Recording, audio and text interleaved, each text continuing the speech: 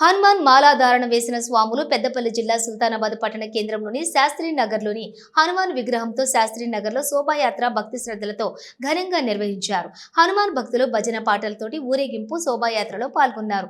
హనుమాన్ నామస్మరణలతోటి పురవీధులు మార్మోగాయి. గ్రామంలో ఆధ్యాత్మిక వాతావరణం నెలకొంది. జై శ్రీరామ్, జై హనుమాన్ నినాదాలతో శోభాయాత్ర అంగరంగ వైభవంగా సాగింది.